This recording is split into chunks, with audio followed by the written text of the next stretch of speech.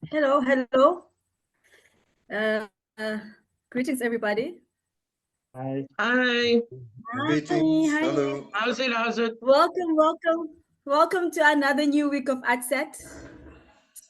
Just to give you a little bit of a background on those who are logging in for the very first time. This is an online art education program to assist artists, art educators, teachers, and community arts facilitators to understand South African aesthetics and how some artists, musicians, writers have shaped their artistic expression. I'm the host for these sessions, and I'm also the program curator for ArtSAT. And I am not alone. I'm with a team of colleagues. I have Abdul Kader Ahmed Sahid, Bridget Thompson, who are the producers and directors of the SAAPP short film series. The SAAPP short film series is a South African past and present series. And I'm also with Yonelisa Jacobs on the ones and two technical side. She's also here with me. I'm very excited today to be here with you all. In a way, I think we're continuing last week's conversation. For those who were not here last week, we were talking on Ghoema, and we had some interesting guests with their perspective on Ghoema rhythms. And we also screened a short film like we will do today. And within the short film, we got to hear from some of the jazz greats like pianist Vincent Colby, late Errol Dyers, and also the man of the moment, Robbie Jansen, also shared their takes on Ghoema rhythms. I would also like to extend my thanks to the previous guests, last week's guests, Ms. Ngabakazi Mnukwana, Tia Khan, who's also here today with us. Thank you so much for last week, and also Dr. Valmont Lane for your contribution last week. This week, as I said, Atia also joins us. She's a writer and also a DJ. She also contributed to an essay to one of our workbook, actually two workbooks, one on Ghoema music and one on Robbie Jansen. And these workbooks are available. The essay is part of these workbooks, which are available for teachers and also, community art facilitators, right? So if you know of anyone, or if you're an educator and you feel like you would, these films that we're screening today and for the next 8 weeks, if you feel like your art center or your students can gain from it, please write to us and request the short films and also the workbooks. And the workbooks come with the script of the film, they comes with the essay and other, little information. So if you think you know of anyone who can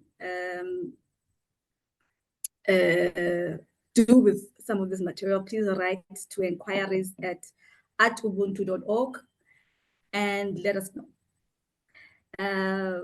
We also have a few people who would have loved to be here with us, but today, but they are not able to join us. But you shouldn't worry. We upload all these sessions on YouTube, minus the films, though. So the films come separately. If they would like to access them, they have to contact us. But all the sessions are online on Art and Ubuntu's YouTube channel.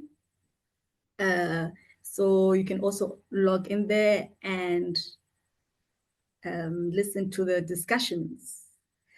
Right now, to kick off this week's session, we'll screen the short film on Robbie Jansen, then followed by short introductions by our guests, and the conversation can happen after that. I'd like to acknowledge with thanks Helga Jansen was here today, Hilton Schilder was here today. Atia, Hilton is there. I don't see. We are Atia we are Khan. here. We are here. We are here. Yes, Yes, Atia Nana. is also here with us again today. Thank you so much for joining. We also have George Wenner. I see you there. I see your name there. Thank you so much for also being here today. How we'll do this is we'll screen the short film, then we come back, chat a little bit, then maybe ask questions and keep it going. All right.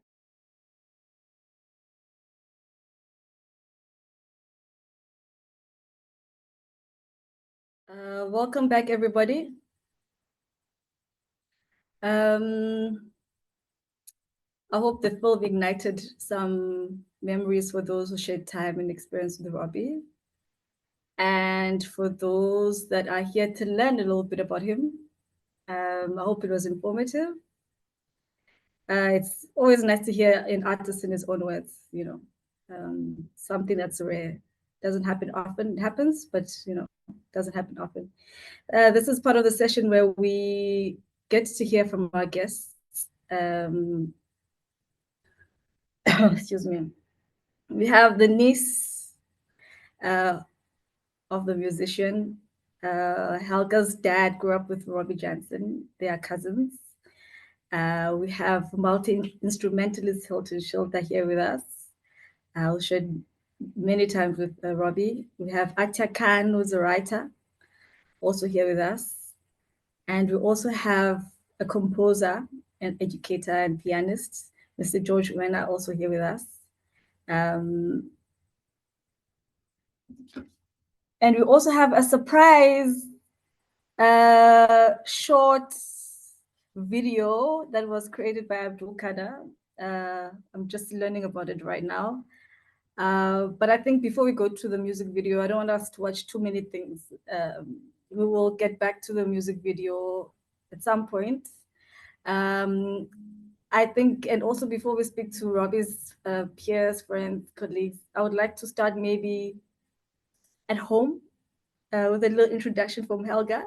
I know that your dad shared some stories and memories on Robbie's influence with his own, with his father and also his uncles having played in with the Salvation Army. It would be incredible if you can come and share some, or perhaps your own memories also, and some of the conversations that you've had with your dad with us. And then after that, maybe we'll speak to Hilton, and then maybe the music video will come after Hilton. But can we start with Helga? Helga, please. And can I also ask something? If it would be nice if we could see the speaker as the main speaker. So if you're not having problems with your internet connections, could you kindly switch on your video so that Nelisa can blast you for everybody to, to see you as the main speaker, please. Hi, welcome, Helga. Good afternoon, everybody. Thank you so much to the Arts, Ubuntu Arts outfit, and particularly to Bridget and Abdul Kader for honoring not just Robbie, but our family like this. I was very privileged right now to watch the documentary for a second time with my father, who is 79 years old, and it was really moving for him. We grew up with knowing that Robbie was related to us and that he represented, through his musicality, represented a very particular history of our family. So in preparation for today, I was chatting with my dad the whole week, and my father confirms that indeed Robbie was introduced particularly to the trombone and the trumpet and eventually the sax, as he talks about, through his father, cousin Eddie, and Uncle Henry, who was one of his grandfather's brothers-in-law. So that was a first indication, of course, that there was musicality. But my father also says that, and Robbie also talks about, there was a great influence of the English colonial way of living, and tea time. And Christmas time, the family would congregate in Claremont. My father and Robbie's family lived a while with my grandparents in Wesley Street in Harfield Village. And my father often talks of when my father would go out and play, his older sister Joan would be giving Robbie lessons at the piano and teaching him his scales. And she passed about 2 years ago, she passed, but she often spoke about the importance of knowing the fundamentals before you can break them down. And I suppose that just goes in every part of life, but particularly in music, to know the and in the jazz genre, not that I'm a musician, but that to know the fundamentals before you can break them down. And so that early part of his musical education, my father says, really stems from the family. Christmas time, it was big family gatherings around the piano at my grandparents' house in Wesley Street. And everybody could play an instrument because there was no TV, of course, you know, and this was a period after the war. And I suppose it was a way for families also to reconnect. So Robbie is connected to my father on my father's father, my grandfather's side, and his father was my grandfather's brother. And Robbie's father is cousin Eddie. So there's, you know, really ingewikkeld. But the bonds of family, of course, are very strong. I found it quite, there was something rebellious and revolutionary, if you can put it that way, in terms of the creation of the sound that we've come to know as Ghoema, as a distinctly Cape jazz sound. Robbie was born in 1949. Just under a decade later, apartheid is on the statute books, and the 1950s start, and there's the Defiance campaign, and by the 60s, Robbie and his generation of musicians are that first post-war generation that grew up with apartheid. And by the 70s and 80s, of course, with the Steve Biko's Black Consciousness movement and the influence that articulation of identity must have had on these musicians, I think it really is a mark of, or not a mark, it's a contribution to our own narrative in South African society, that this first generation of musicians, particularly in Cape Town with our slave heritage and all of that, make this sound that is uniquely, and it's not just a sound, but it's also a mechanism and a tool for storytelling. And that's kind of what I got from Robbie's story, particularly in this video, in this film, was that there was that just the creation of that sound was in itself an act of rebellion. They could have gone on to, as Robbie says, make, you know, the bubblegum pop, which was his first real big influences, but there must have been something visceral in how they were experiencing the world as young men. And it was particularly young men that seemed to come through in the musical history of that period, that they made their mark. And I mean, I know and I speak for many of my cousins who are my age and generation, we are in our late 40s, early 50s, that having this connection to Robbie is not just about that he is a highly respected musician, but that he's also contributed in the name of our family to the South African story. And the musicality, of course, continues through the generation, you know, and very proudly we can say my brother Sven, who's based in the United States, he introduced his daughter to Robbie's music, and she's now gone on and she will take the wind instruments with her to university. So of course that is something that my father in particular is very proud of. So yeah, that's from me. Is that okay, Chairperson? No, that is more than okay. We'll come back to you again. I mean, if something else you know, comes up before the end of today that you want to add, we have all the time in the world for you. Thank you, Helga. And now we would like to speak to Hilton, if you're ready.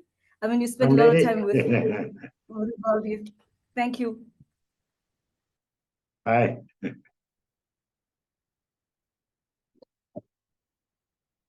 Okay. I first met Robbie when I was in high school. He was playing with the Pacific Express, and my dad, Sammy, was playing with him at the time. He couldn't make the gig. My dad, Tony, stepped in, and that's the first time I saw electric piano, Fender Rhodes, you know. And I met Robbie. I was immediately entranced by this man. His energy, you know. And then we met again in '79. I was playing with a group called Love Supreme with Crystal, which was the breakaway from Pacific Express. And then Robbie came along, and then that's when I became good friends with Robbie. I was young, I'm much younger than him, you know. Well, not that much younger, but 10 years younger. And we struck up a very special relationship. Even I was playing congas that time, percussion. And then in that same period, I saw him play with a group called Studio, which was Russell Herman. And that changed my whole way of thinking. You know, when I heard that music, it became my university. I shied away from jazz and all the other genres, you know. I just wanted to play that kind of music, you know. And through that, after that, we became really good friends. We played together. There's so many things that happened because we were in, I think of the first time that we went away for a long time together, we went to Venda. We were in Venda for about 9 months, and Robbie had just come back from India, and he wasn't in very good health, you know. He was very thin, and I said, let's take Robbie with us. You know, it was Vernon Castle and Jack Momplay and Warwick Hawkins and Edward O'Brien. It was the two of us band, you know. We had this band called Feather, and we went for 9 months to Venda and then to Durban. And in that time, I think that's when Robbie really started playing and finding another part of himself. You know, I mean, he was always an amazing musician, but that time he spent in Venda and Durban was the time that, you know, we became really tight. And then after that, we became the Sons of Table Mountain. We did. I was with the Genuines when we recorded Vastrap Island. I think I've got 1 or 2 contributions on there, but I mean, there's you know. I was with another group, Genuines, as I said earlier. And I happened to be in Cape Town. We did the album. I did the album in 1 session. You know, we did it in 1 session those days.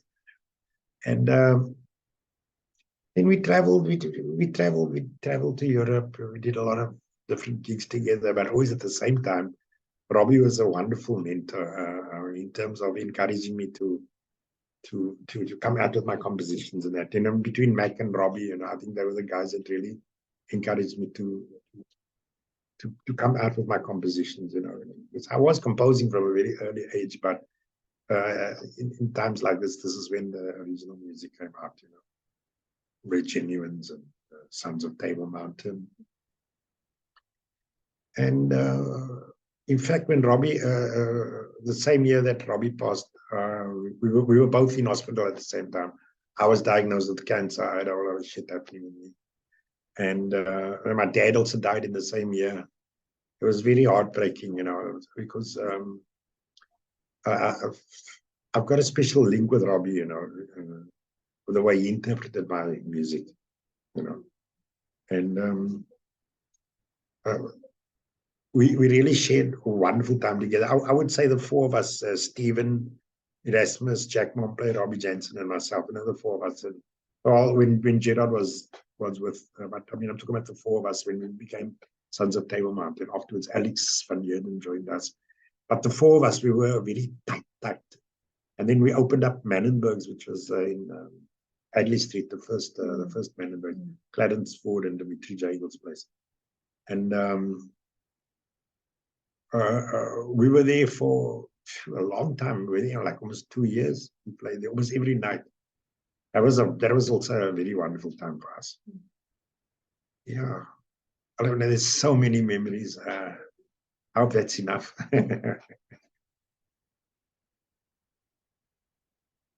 Thank you, Hilton. It's enough for now. It's enough for now.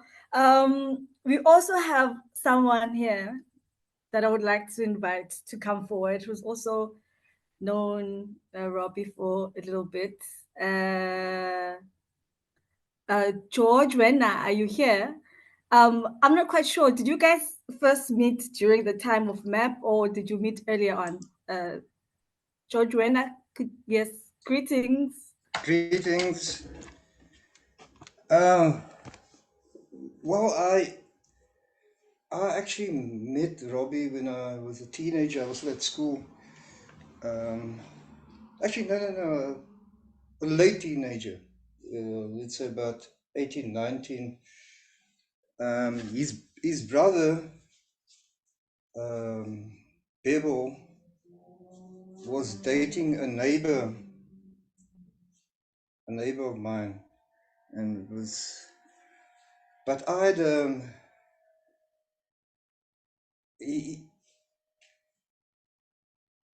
started playing music as a teenager. I was fortunate to have met up with Hilton's family. His uncle Richard and Philly, and I used to. I was actually playing bass with Hilton's uncle-in-law, Trevor Parker. And that's how I kind of met the family. And there was this love for music, so I used to go out to these pubs.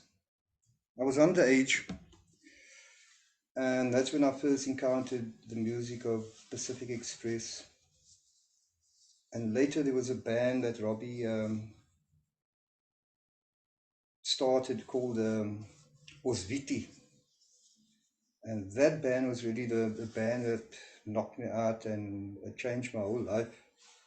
But then after high school, I thought, oh, I'm not going to make a living out of this. At that time, I was being paid 20 cents a gig. I won't be able to support the family, so I actually ended up working for Telkom, and I studied. I was studying computers and things like that. But the music got back to me, and at the time that Hilton was with Feather, I'd actually joined up with a band called Exit, which were Hilton's bandmates from Love Supreme and Pacific Express, Issy Arabdin, Bernie Lawrence, Alsbeth. And we were playing also the hotel circuit that Hilton and Robbie was playing. They were in East London as well when I was in Amatola. And then after that period, I came back to Cape Town. I ended up playing in a band called Workforce. And we used to have jam sessions every Saturday afternoon, and then bands like Sons of Table Mountain. They would come in jam, Mankunku, Israel Nukana, and such. And through that, I ended up working because of me meeting up with people like Ezra and Duke Nukana. I ended up working at MAP. But there was, during the 80s, there was this, the time of the UDF, and the musicians I see it very similar to the time of the 60s in the USA, when the musicians were protesting against Vietnam and the civil rights and things like that. And through their music, their compositions and things like that, they really created this new type of vibrant expression. And something similar was happening in Cape Town. At that moment, you had Sebenza. Robbie played in Sebenza with Basil Coetzee, sorry. And then the Sons of Table Mountain. And if you that music that you were playing there in this documentary, it's Robbie searching. He was actually quite a good lyricist as well, searching for freedom. There's this one tune of his called Oya Chibongo, quite a funny little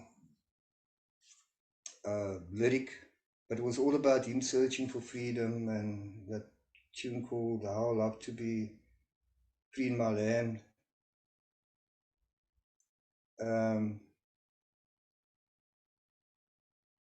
Later on in the so there was always this interaction between the bands. I was always playing with the Mankunku and the Lukana brothers, and we would always, there'd be this intersection or festivals that would meet and things like that.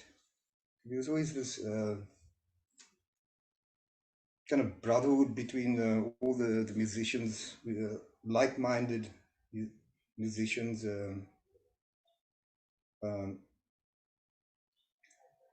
These were guys who were trying to create their own music, breaking away from the stuff that was pumped out on radio and TV and things like that, with a real South African identity. It was later in the 200s that I really started playing with, 2000s, when I really started playing with Robbie. And I started with a jam session in Alsies River. And I actually worked with him until his death. I also heard in this budget that you were playing, I'm hearing Sabukwe by, it's a Israel Lukana composition. And the year that it was probably a horrible year. And so for musicians, that's the year that Hilton's father died. Ezra, Robbie, it was like a lot of dominoes, whatever. I actually went with Errol Dyes. It was myself, Errol Dyes, Robbie, Ezra. We went to the Grahamstown Festival. We performed there. When we got back, first Robbie passed away, which was quite traumatic. And a month later, Ezra passed away as well.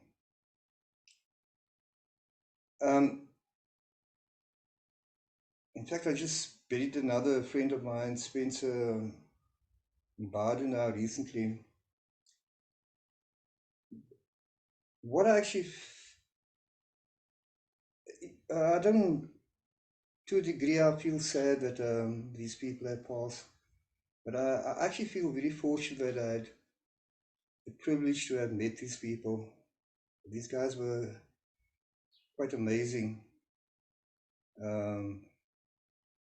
And they were, most of these talented people had more than one talent.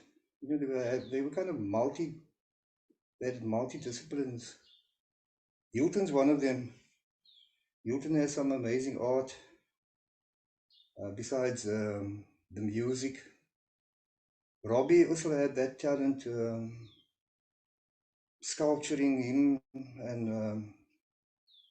and Jack Momplay. And I think it's there was a need for these people to really learn more than just the music, but also life. These guys were quite broad people. There was one other thing about Robbie. He was also he loved sharing. Sometimes he would do a gig, and although the budget was only for 5 people, just because he felt that the music might sound better if he had this one extra person, so he'd include the guy and take from his money and actually pay this extra person, just so that the product that which would later come out would sound great. And it was, as you mentioned in the documentary, him trying to make the audience feel happy. He also wanted to make the musicians feel happy, so that I think he would probably benefit, become happy as well through sharing. Very humorous guy. In fact, most of these musicians were quite humorous. You could kill yourself with laughter after a gig. I don't want to use some of these. They used to talk shit, kakpraat. It was really, but no, Robbie was, I think if I hadn't, as a teenager, listened to, gone to Pacific Express and listened to Oswiti, I don't think I would follow this path that I'm in. And I actually ended up really appreciating and loving our local music. Today I'm teaching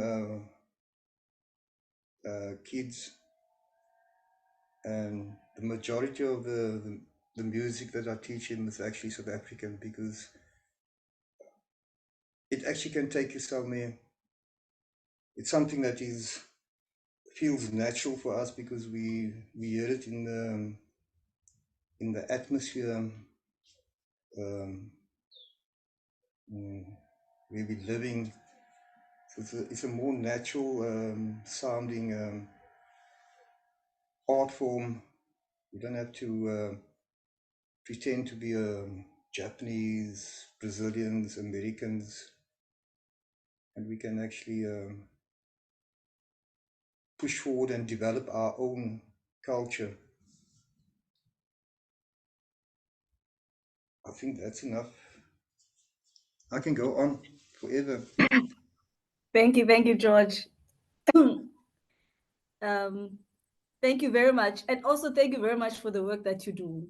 The teaching, transcribing not only your peers' work, but also, you know, other South African artists' work, you know, and making sure that the kids are learning, you know, and continue to know who they are. So thank you very much.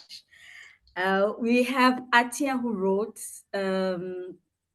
on Robbie, and this was not your first time either. So maybe, you know, you can talk about some of the things that you encountered while writing the workbook, and also previously.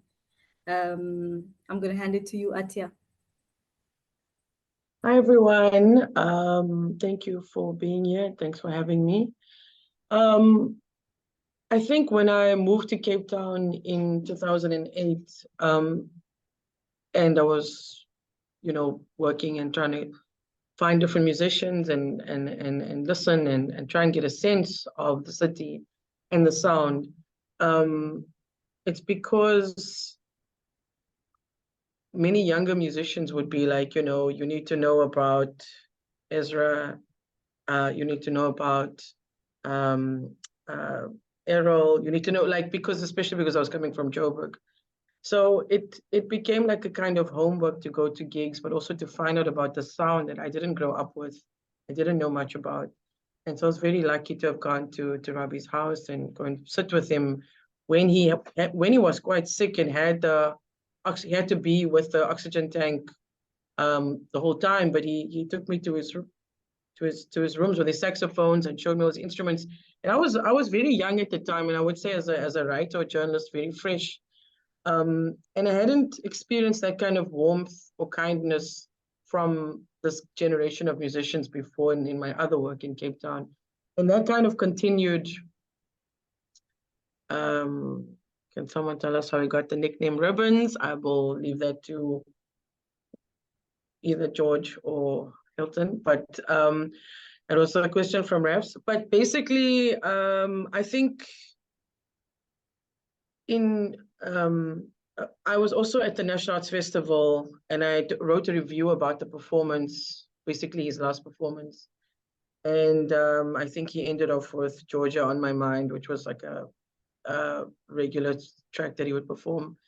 And I had to dig up that interview at some point to just like remember that moment. But then 2 weeks or a few weeks later, he passed away. And I think that aside from the privilege and honor of having to get to meet him, what I want to convey is that how welcoming he was, and this generation of musicians I've spoken to in Cape Town have been in terms of listening, understanding, talking, you know, bringing you in as mentors also.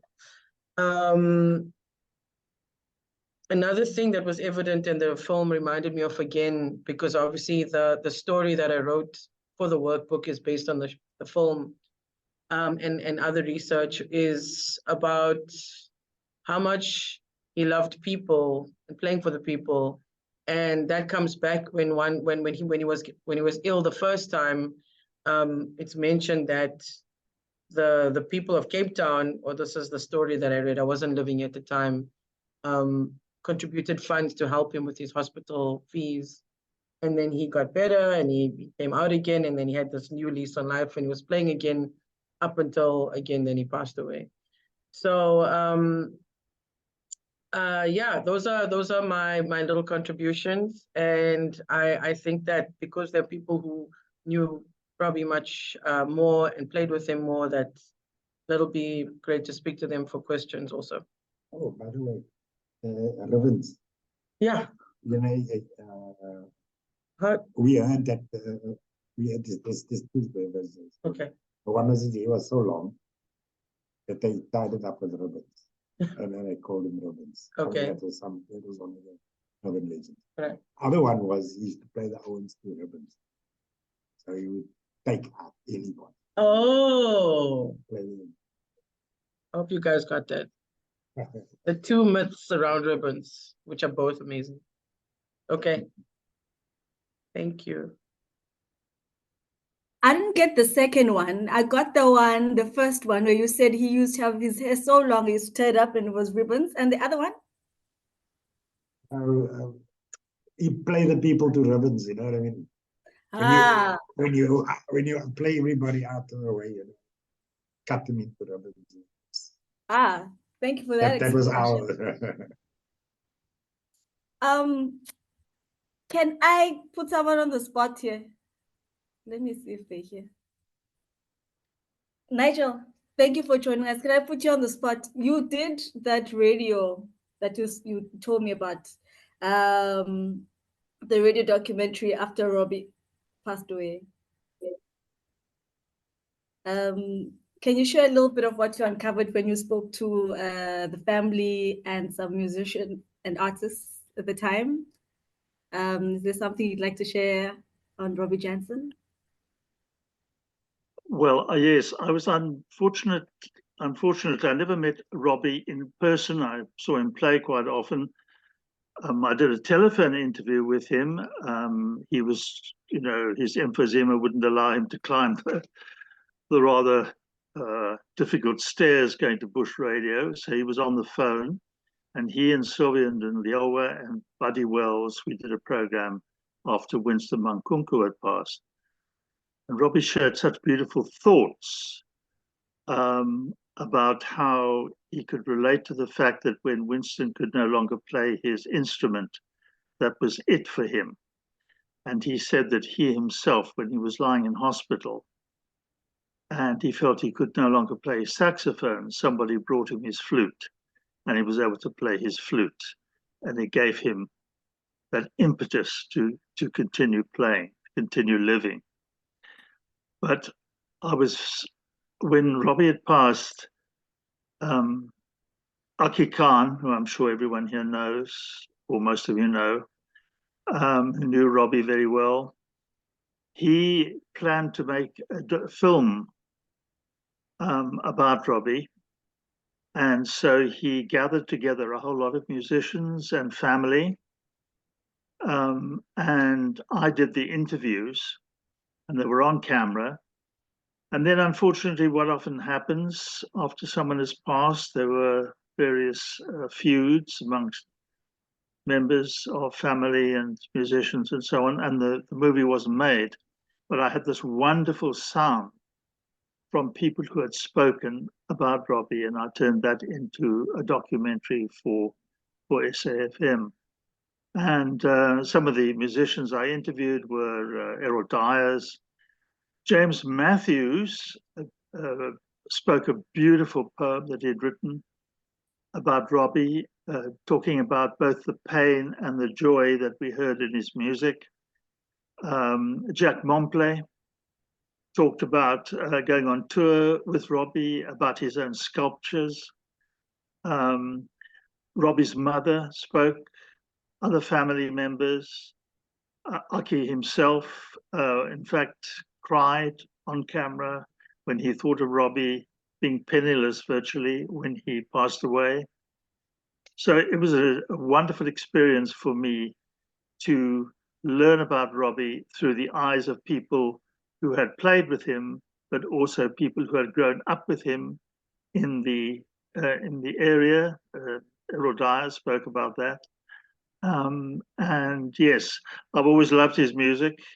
I still do. I still play it on my show on Bush Radio. And it was a huge privilege to be able to have this opportunity to make that documentary on him. Thank you. Thank you, Nigel. Can I suggest something? Can I suggest, Yonelisa, that we play the short, the music video by Abdul Kader before we talk a little bit more? Is that possible? Sure. Okay, then should I do a little introduction to the music video? Yes, please. Sorry. Just before I do, I'd just like to express condolences to the musicians, because two of their comrades passed recently, Spencer, and you'll see him in some of the photographs, and Sylvia. And I know that they really comprise a family together. So also remembering all these losses is very hard and touching.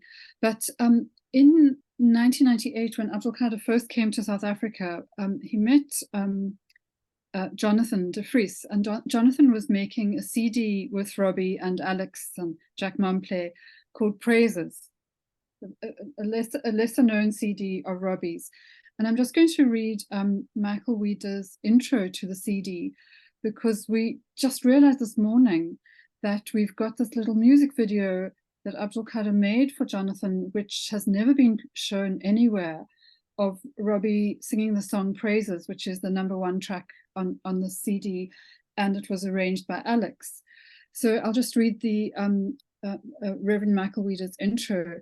He says, "The midweek Wednesday bit ear is a sacred moment observed in the townships of the Cape Flats and the communities of the farms and the villages of the rural countryside. It is a respite from the burden of labor, a need to worship in body and soul raised in praise song. It is a blues moment, a feel good and touch me, standing in the light of the eternal love time. Tired, ache-filled voices protest to the full blast of the concertina, the shuffle of the tambourine, definitely a guitar, and occasionally a saxophone, a slap bass keeping time. This long-awaited offering from Robbie Jansen and friends draws you into the spirit of the bit ear. Step aside and into this joyful and raucous retreat from the fragility of survival. The music mirrors the gathering of the wounded. It brings a promise of healing as you stomp those demons, raising your hands in the air, proclaiming the warning that Satan shall fall like lightning from the sky. And from this place, from this gathering on holy ground, leave with faces shining, ready to take on the rest of the week and the devil who comes with it. Praises echoes the ancestral voice of our slave forebears. The spirit of these songs of worship can be traced to those ancient gatherings of the Khoi clans on the slopes of the Hurikama Table Mountain at the time of the summer solstice. Drink from these waters, the tributaries flowing into the mainstream of Cape jazz. Robbie Jansen communicates the dignity, the pain, the longing, and the joy of the moment of the bit ear. Maybe he too has been touched by its healing song in his quest for wholeness. But what is sure is that the man has looked deep inside himself, and praises is his love song to a people no longer forgotten. So I hope we are ready to play that short music video. It's 4 minutes. And then I think. Beautiful, beautiful music video, Abdul Kader. We have very few minutes left, and I'm thinking if there's anyone who has, you know, remembered something, or they want to have they have something to say, or maybe a question they'd like to pose to one of the speakers or even the filmmakers, you can share it now.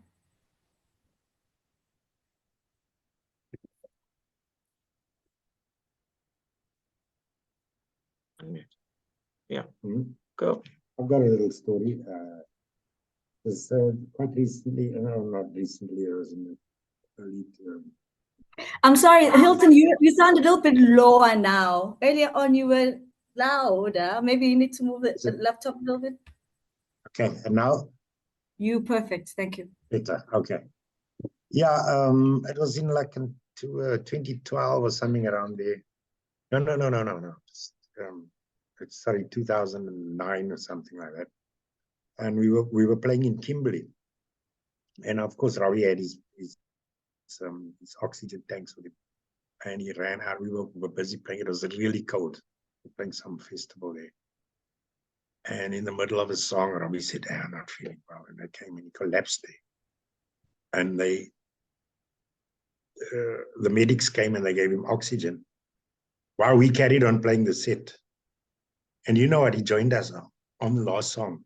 He got up from that oxygen thing. And that's the amazing person. You know, for the music. He wanted to. They told him, no, please. He got up and he played the last piece with us. That's my memory of Robbie. Amazing. Amazing, beautiful. Thank you.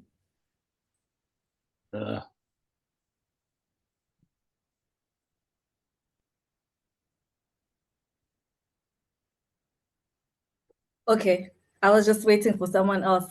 Bridget Thompson. You can speak, Bridget. Unmute yourself. Thank you.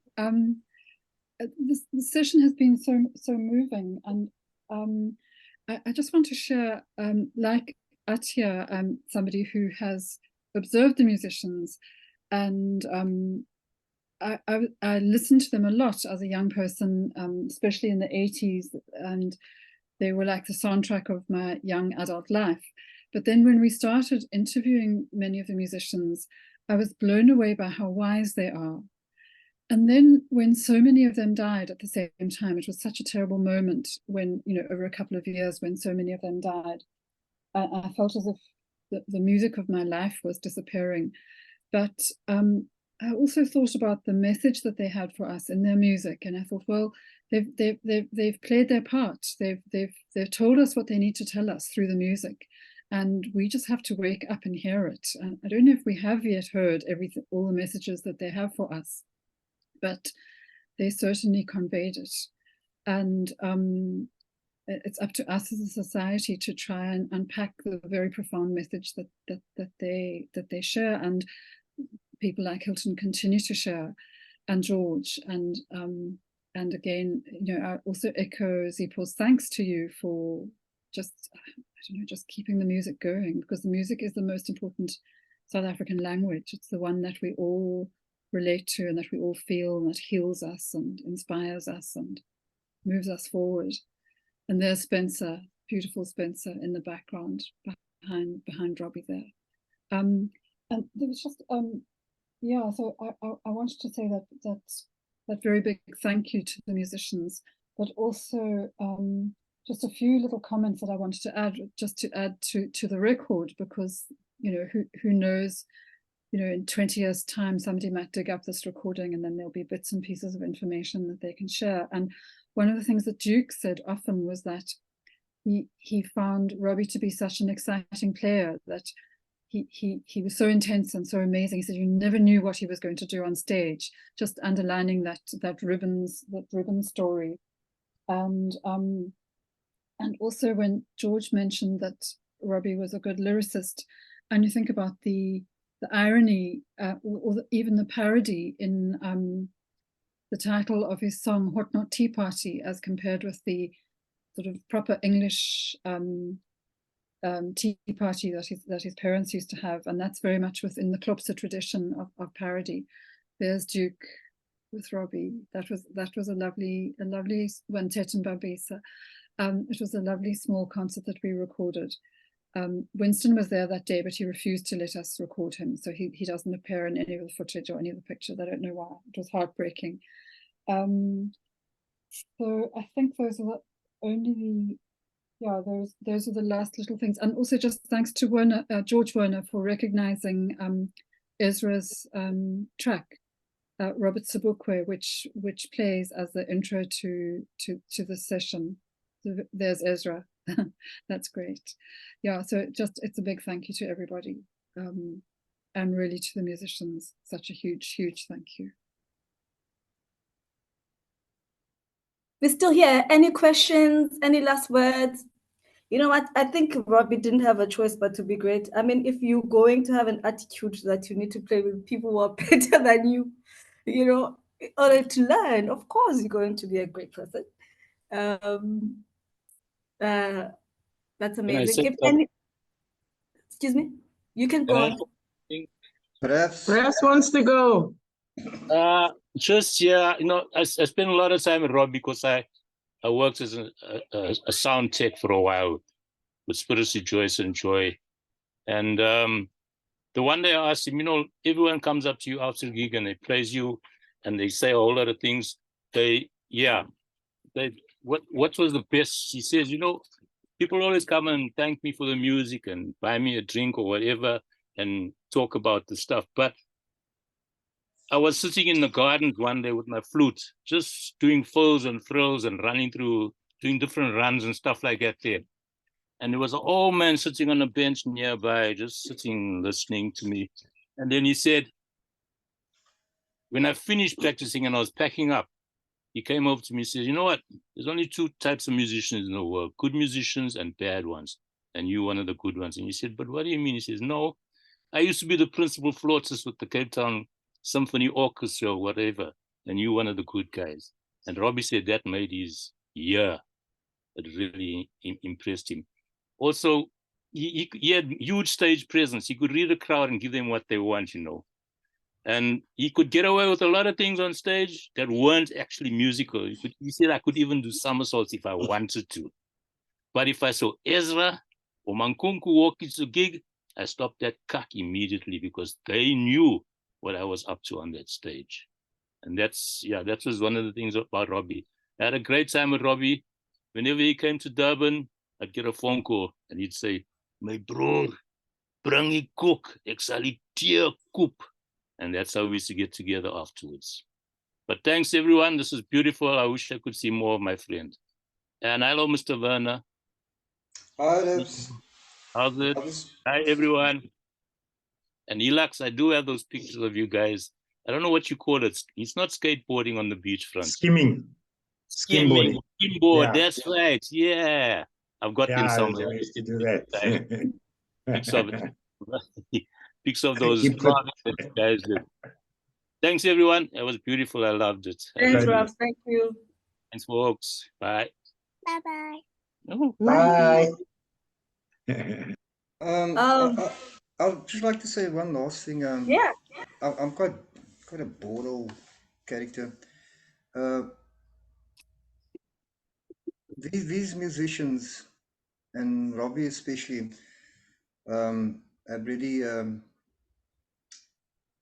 made a huge difference here in our world. Robbie was an amazing communicator. I think that's his. That's why people loved him. But I need to thank you as well for creating this platform, because this is actually quite important to the next generation and whatever. For you to go somewhere, you need to know where you're from, and it's important that projects like these are created and archived and spread into schools and so forth. We have enough diamonds and precious metals in South Africa. We don't need the rest of the world. We don't have to go and search for things overseas and so forth. Thanks. Papa G. Yeah. Thank you. Oh, can I just jump in there quickly? Sure. Yeah, just to say that, I mean, I'm very thankful for these sessions, for the film, for the discussion of bringing in musicians, as opposed to us talking about musicians, actually having musicians present. And there actually needs to be much more. And as somebody who documents, who writes, who connects with the scene and various people, it's very hectic that we don't have many books, biographies, websites, archives of images. And most of the time that always comes down to funding and like who's going to do it or who's going to run it or where is it going to go. But there are people with so many stories, so many memories. The memories are so sharp. And, you know, this is like for education, for teachers and for schools and stuff. But if there ever was a project or something, I would be very happy to help contribute to that. You know, because this should be for everyone, not necessarily only for teachers. I know it's going to go on YouTube, so that's great. But it really needs to be, just to echo what George is saying, that there's so much of this culture, but as people are passing away, there's a lot of stories that are going with them. And there's a lot of also like legendary stories that never were written for the newspapers that can, you know, that still need to be told. It's a lot of recordings. There's the studio.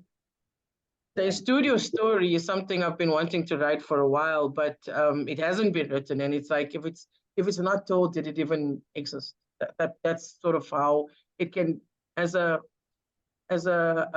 risk of running out, like disappearing from memory, you know, and as part of the what I thought I was the younger generation. Now there's even younger people. I just feel like we really need to find ways to archive all of this from every form, whether it's the sound or the photography or the story or the written part. So this is a great contribution, and I'm really thankful for, because the discussion last week and this week has actually been meaningful. It's not just a few random comments on a Zoom session and then it's like over. It's actually like saying something that's important. And it's funny because it's a random Saturday afternoon. You know, people are doing all kinds of things, but I've really enjoyed being a part of it. So thank you guys. Yeah. Can I, one more time? Can I, Excuse me? Sorry, can I just, Sure. Someone wants to talk about the Ozwiti story in Angola. Because having spoken to Mervyn, Africa, and Robbie and him about it, how they were stuck in the middle of a civil war in Angola and how they got out of there. And then going to play in Gabon, I think it was. In fact, one of the studio compositions of Russell's is called Once Gabon Time.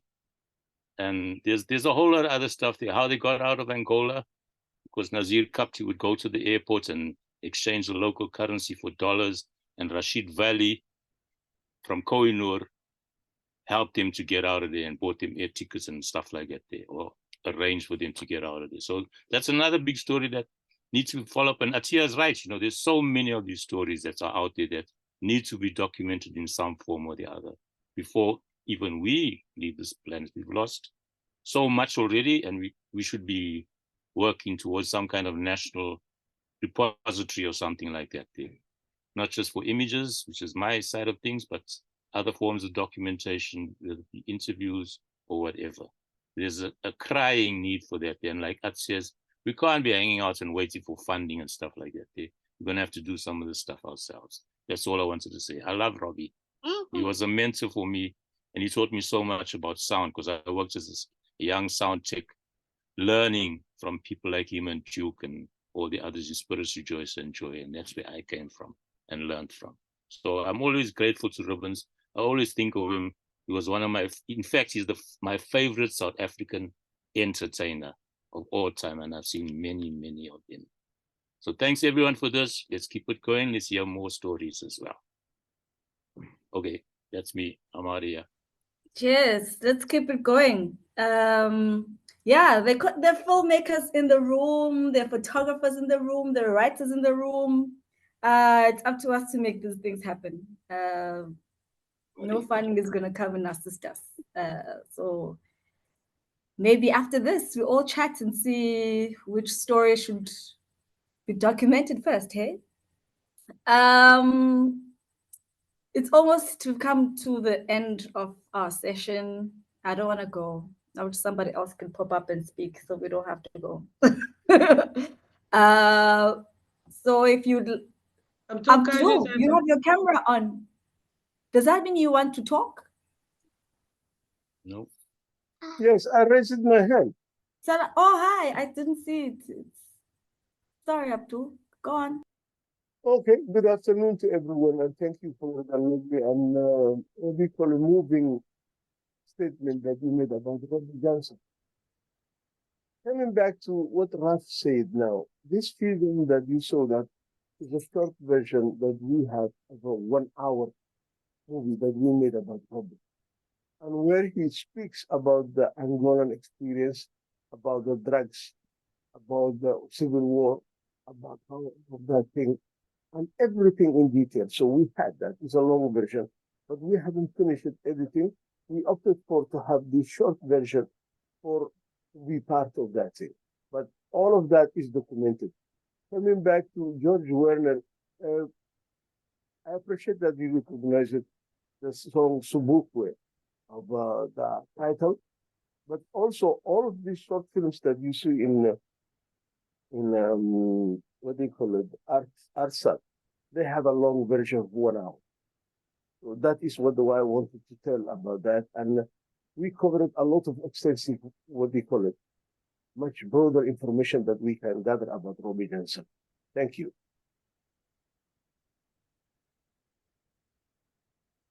Thanks, Abdul. I would like to say something. Hey, cut it Okay. out. I want to say something. Thank you, darling. It was lovely to have you on the show with is that your father or your grandfather? Me. Grandfather. It is so nice to have you with your grandfather. What's your name, darling? Dina. Dina. Hello, Dina. Welcome. I like to say it was a normal day, and this is how I started to have singing. It was a normal day, and I was just looking at my phone. I saw this song, so I put it on my phone, and after I listened to it, that's how I started a career of singing. And I would also like to say this. Oh, we love you too. And we want to hear you singing one day. Bye-bye, darling. Bye. Thank you, everyone.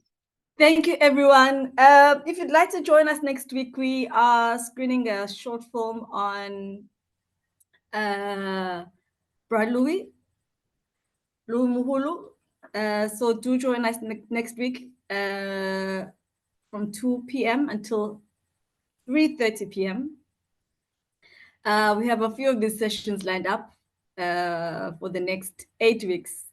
So if you'd like to stay up to date, if you're not receiving our emails yet, please subscribe onto by going via the Art and Ubuntu's website and subscribe, or you can write to inquiries at ubuntu.org Or if you're already receiving messages from me, text me or email me, and I will put you on the mailing list.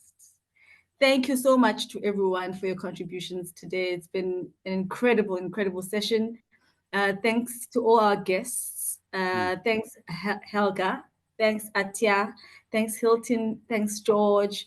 And everyone for your contribution. Thanks to the filmmakers for making these films, and the writers for the workbooks, and everybody else who's contributed. Yeah, hope to see you next week. Have a great Saturday.